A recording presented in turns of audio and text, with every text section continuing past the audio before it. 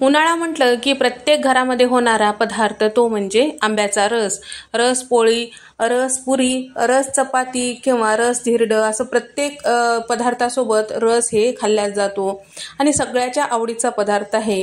रस काळा पडू नये त्यासाठी कोणती काळजी घ्यायची, फ्रीजच्या बाहेर जरी ठेवलं तरी कोणत्या प्रकारची काळजी घ्यायची ते सगळे या व्हिडिओमध्ये सांगितलेलं आहे. त्यासाठी व्हिडिओ स्किप न करता पूर्ण पहा.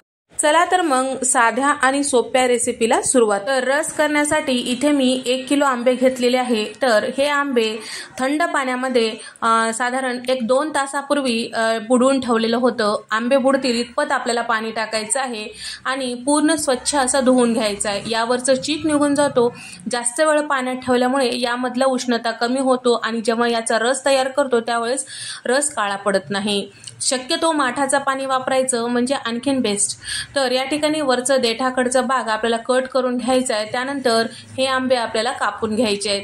तर या ठिकाणी तुम्ही या आंब्याला छान पिकून सुद्धा करू शकता, पण या पद्धतीने चिरून केल्यामुळे हात भरणार नाही आणि व्यवस्थित आपल्याला यामधलं गर काढून घेता येतो. कट करून घेतलेले सगळे आंब्याचे गर आपल्याला चमच्याने छान असं खरडून मिक्सरच्या भांड्यामध्ये टाकायचं आहे. मिक्सरच्या भांड्यामध्ये केलं तर सुद्धा तुमचा रस काळा पडणार नाही, कारण इथे आपण एक ट्रिक वापरलेली आहे. या ठिकाणी सगळे आंबे याच पद्धतीने आपल्याला काढून घ्यायचं आहे. सोबत कोय सुद्धा याच पद्धतीने चमच्याने सगळं छान खरडून काढायचं आहे.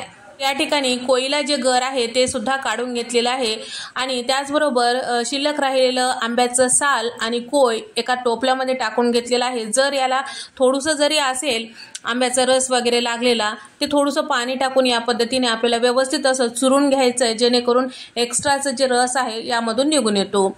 सोबतच यामध्ये टाकत आहे अर्धा कप इतकं साखर आणि त्याचबरोबर जे आंबे आपण चुरून घेतलेलं होतं त्याचा रस सुद्धा यामध्ये टाकून घेत आहे. तर साखर तुमच्या आवडीनुसार कमी जास्त करू शकता. आंबा कितपत गोड आहे त्यानुसार तुम्ही साखरेचं प्रमाण ठरवू शकता.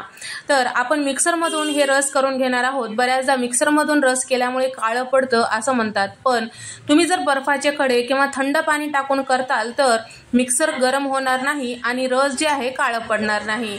आता मिक्सरमधून हे रस फिरवून घेतलेला आहे, तुम्ही बघू शकता. अतिशय मस्त दाटसर असं हे रस तयार झालेला आहे. एका बाउलमध्ये काढून शक्यतो रस करते वेळेस पाण्याचाच वापर करायचा, दुधाचा वापर करायचा नाही. दुधाचा वापर केल्यामुळे रसाचा रंग चेंज होतो. तर या ठिकाणी मस्त दाटसर असं हे रस तयार झालेला आहे. सजावटीसाठी इथे मी काजू बदामाचे काप टाकून घेतलेला आहे. तर मिक्सरमधून फिरून घेते वेळेस आपण बर्फाचे खडे टाकलेले होते, त्यामुळे मिक्सर गरम झालेला नाही आणि रस काळा पडत नाही. त्याचबरोबर दिवसभर जर हे रस तुम्हाला फ्रीजच्या बाहेर ठेवायचं असेल तर या पद्धतीने माठातलं थंडगार पाणी ताटामध्ये टाकून त्यावर रसाचं बाउल ठेवून घ्यायचं. तर या पद्धतीने पाण्यात हे रस ठेवून घेतल्यामुळे रस जे आहे थंड राहतो आणि रस काळा पडत नाही आणि त्याचबरोबर उन्हाळ्यामध्ये मुंग्या होतात ते मुंग्या सुद्धा लागणार नाही त्याला. तर तुम्हाला हा व्हिडिओ कसा वाटला नक्की कमेंट करून सांगा. व्हिडिओ आवडल्यास व्हिडिओला लाईक करा, चॅनलला सबस्क्राईब करा आणि अशाच मस्त गोड रेसिपीजमध्ये भेट देऊया. तोपर्यंत नमस्कार, बाय.